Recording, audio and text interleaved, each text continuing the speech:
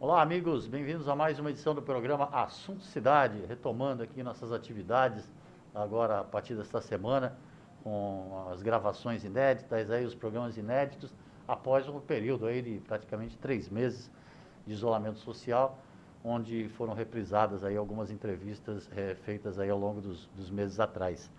Retomando o assunto e explicando sempre para todo mundo como deve ser as medidas, as regras de higiene e de comportamento social aqui no estúdio são todas seguidas. As pessoas aqui no local de trabalho fazem uso de máscara, a higienização também está sempre contemplada aqui, estamos sempre aqui com o nosso tubinho de álcool gel e, logicamente, aqui a entrevista também conduzida por um apresentador mascarado, né, com bom sentido, também com um convidado devidamente mascarado. E hoje nós vamos falar sobre política local, eleição. Sabia que esse ano está marcada a eleição municipal, está marcada para dia 3 de outubro, mas nós vamos falar tudo isso com o Maneco Ramos, que está aqui, que é consultor político, um cara experimentado aí, um observador atento aí de toda a cena política local, estadual, nacional e até internacional. Obrigado pela presença, Maneco, mais uma vez aí. Eu que agradeço, Valdir. E voltar aqui num período como esse é algo assim inusitado, né?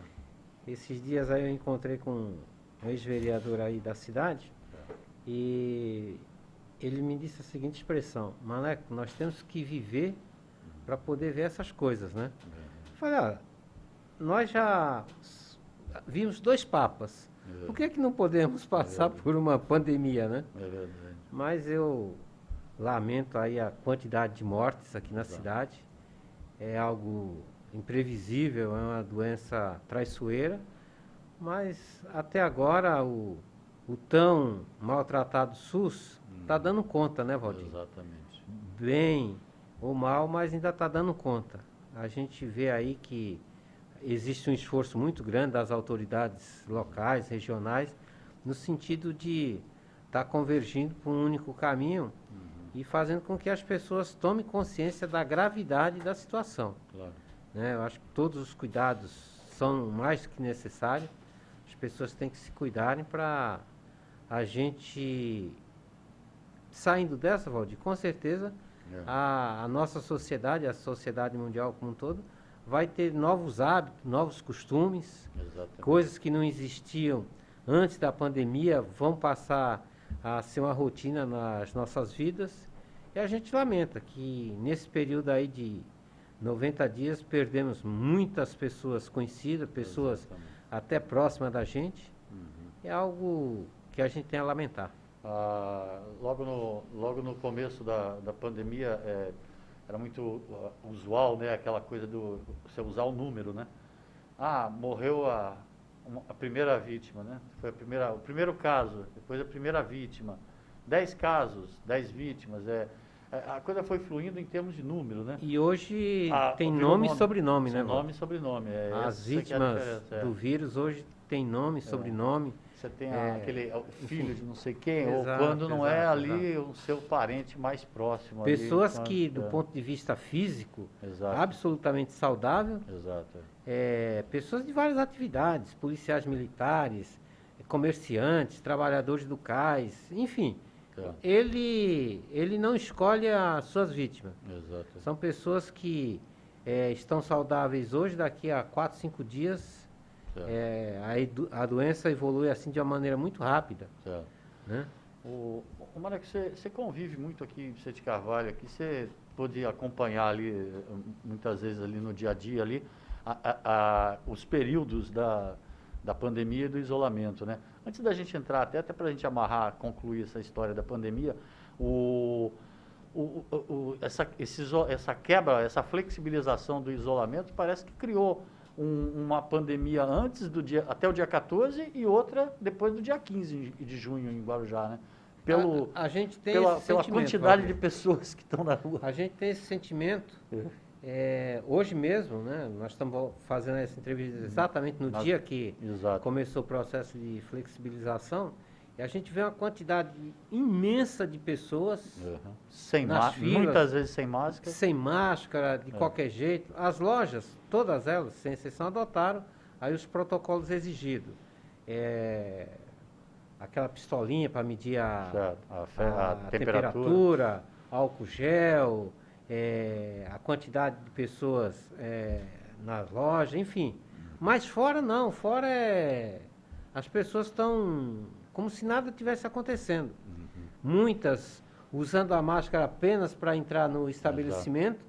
E quando sai, tira, põe no bolso, põe no pescoço. Esse negócio da máscara no pescoço que não dá pra...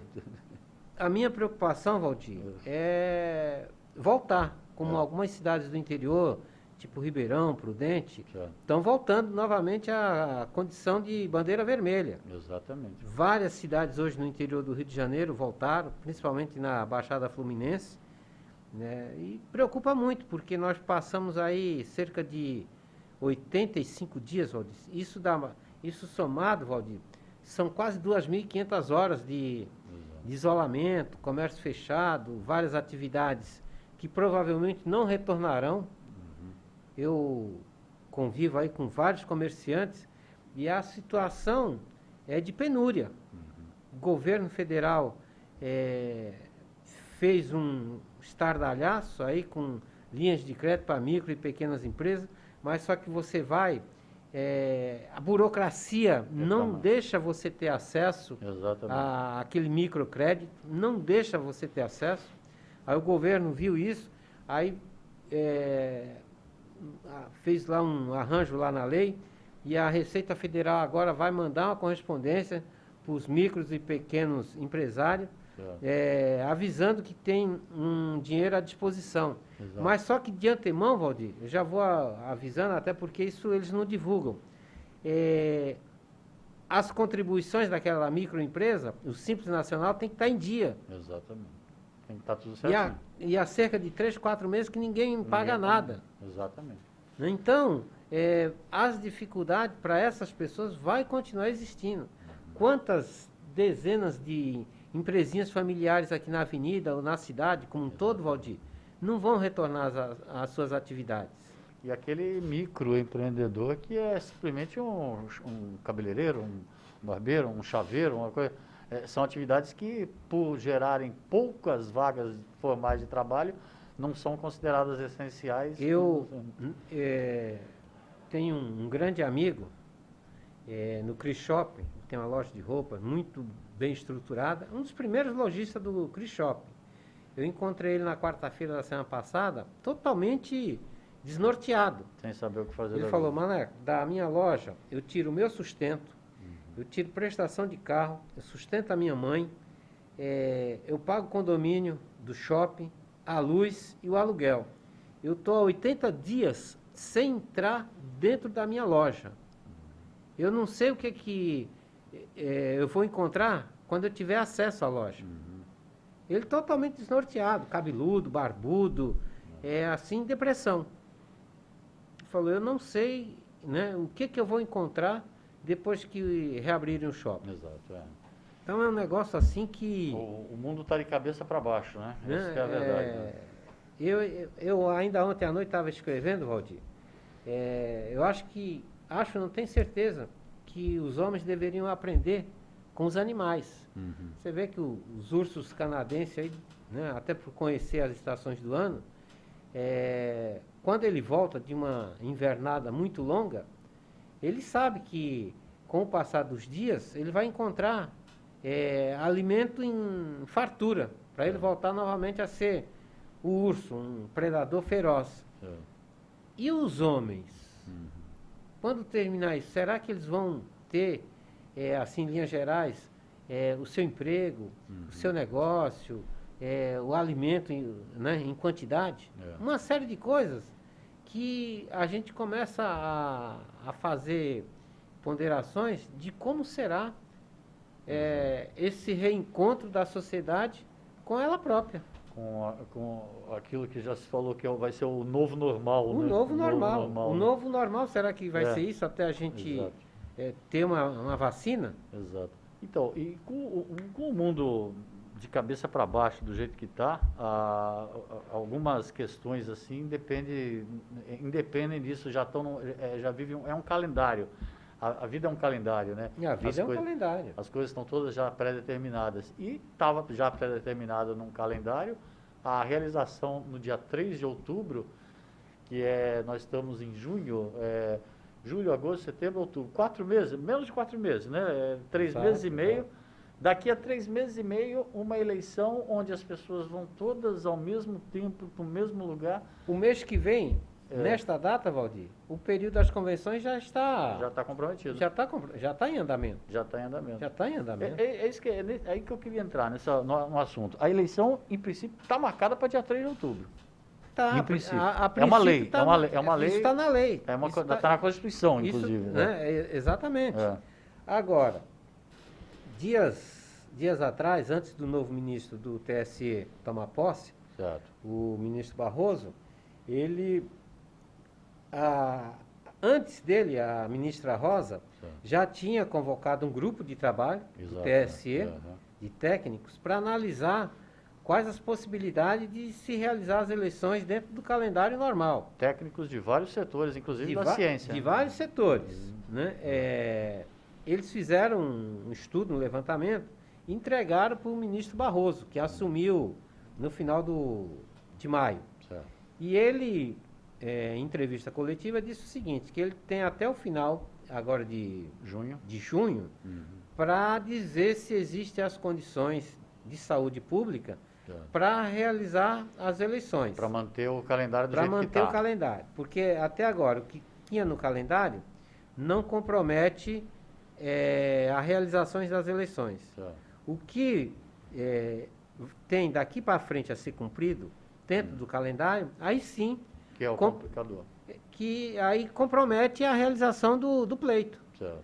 Por quê? Porque todos os partidos, eles têm que fazer suas convenções. Convenções significa o quê? Aglomeração de pessoas. Certo.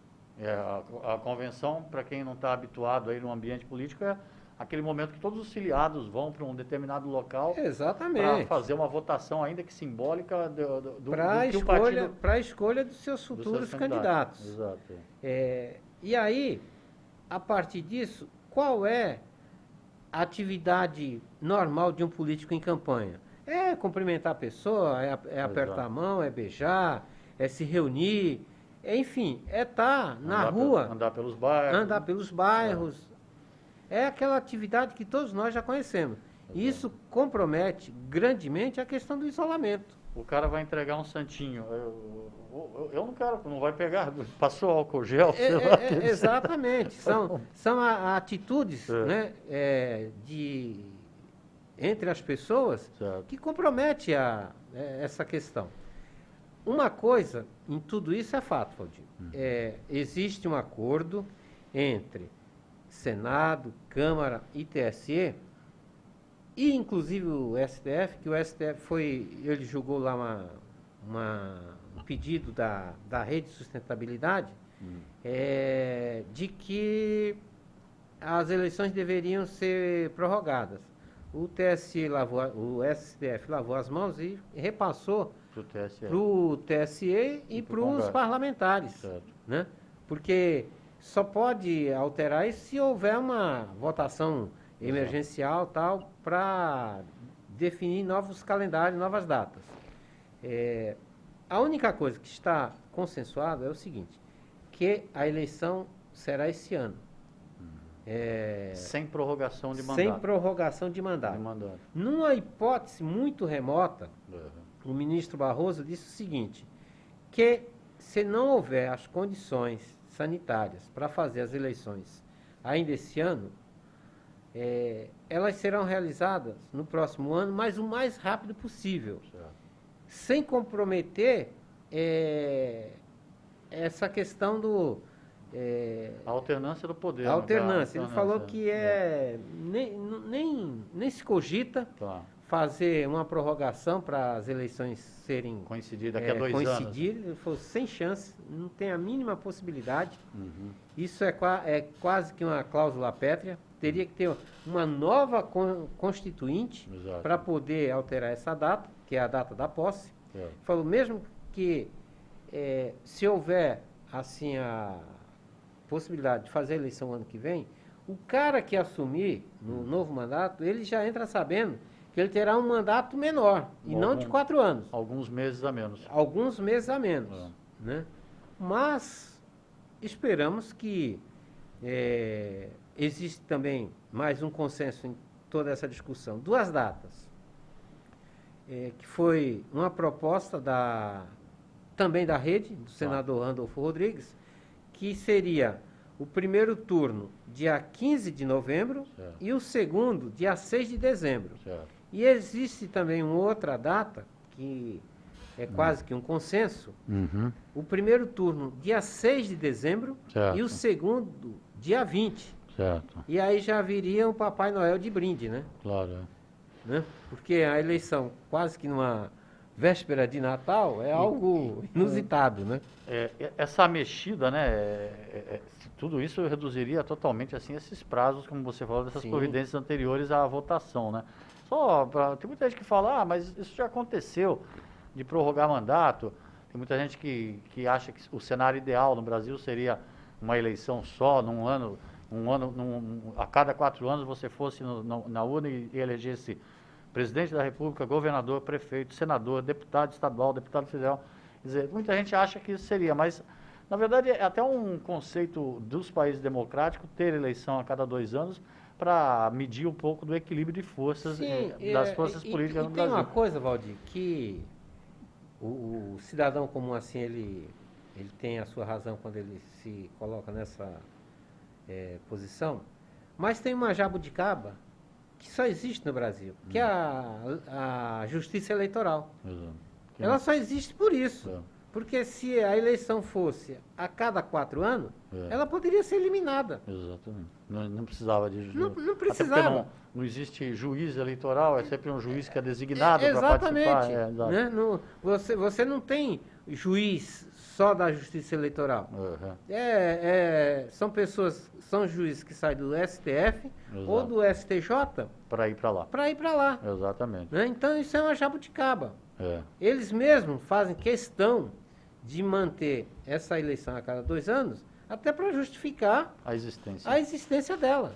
E o fato do Brasil ter tido em 76, né, uma prorrogação de mandatos, inclusive quem era prefeito aqui no Guarujá na época era o Maurício Mariano. Os mandatos eram para terminar em 1980 e foram prorrogados até 82. Naquela época... Não foi de 82 terminaria em 86. 86. Aí prorrogou até 88, desculpa, aí prorrogou perdão. até... Mil perdões pelo meu raciocínio. Eu voltei 4 anos no raciocínio. E isso marcou profundamente alguns políticos de expressão nacional. Exatamente. Nós tivemos, por exemplo, quem não lembra, o Geraldo Alckmin era prefeito em Pindamonhangaba e ele se recusou a cumprir a prorrogação. Os 2 anos de prorrogação. Ele falou, não, eu fui eleito para ficar 4 anos, vou ficar os 4 anos. E ganhou uma projeção no cenário. Ganhou uma projeção no cenário nacional. Mais perto aqui, Coiu Irra, que também era prefeito de São Vicente. E de maneira assim, muito íntegra, falou, não, também não. Eu fui eleito para 2 anos, esses 2 anos, para 4 anos, esses 2 anos aí de prorrogação, eu abro mão. O Maurício não abriu mão. Não abriu. Né? Era uma questão de fórum íntimo, né, claro, Valdir? trazendo o assunto do Guarujá. Que pese ele não ter aberto mão aí desses 2 anos de prorrogação, mas o que ele tinha feito anterior a isso até justificava. Porque também ele não fazia questão de divulgar. O Maurício advogou para vários presos políticos, juntamente com Gastone. Né? Foi advogado gratuito da anistia. Né? Então, isso era uma coisa muito íntima de cada político. E acabou, e o interessante em tudo isso, Valdir, que durante a prorrogação dos 2 anos que ele cumpriu, ele passou a liderar os prefeitos progressistas da região. Legal. Né? Que aí já iniciou o o movimento aí por uma nova Constituição. Exatamente. Né? Que foi até um embrião também das diretas já. Certo. E esse campo progressista ele não tinha aonde socorrer. Porque em Cubatão era um prefeito do PDS, que era o Passarelli. Certo. Em São Vicente era o Dozinho, na Praia Grande era o Dozinho. Certo. Em São Vicente era... também já não vou lembrar. Era o Sebastião. Sebastião, o Babau. Sebastião Ribeiro. Sebastião Ribeiro. Exatamente. Em Santos estava sob intervenção. Né? Única cabeça pensante, vamos dizer, o ser pensante estava em Guarujá. Né? Exatamente. Então, toda a direção política aí das diretas já, de uma nova Constituição, partia do gabinete do prefeito Maurício Mariano. Exatamente. Então, dos males o menor, né? Um bom resgate da história para aqueles que só rotulam o Maurício como um político conservador, aquela coisa que não é. Longe disso. Maneco, eu queria voltar nessa questão, por exemplo, a data da eleição ela está fixada na Constituição Federal como primeiro domingo de outubro e 3 semanas depois acontece o segundo turno. Segundo turno. Sendo que o primeiro domingo pode ser dia 3, pode ser dia 4, esse ano seria dia 4, né? Os deputados e os senadores devem alterar a data mexendo na Constituição justamente nesse porque artigo. Porque aí não está naquelas chamadas cláusulas pétreas. Certo. A posse, 1º de janeiro, sim. Aí certo. Não pode mudar. Não pode mudar. Só pode mudar uma nova Constituição. Exatamente. É aí que seria esse impasse todo.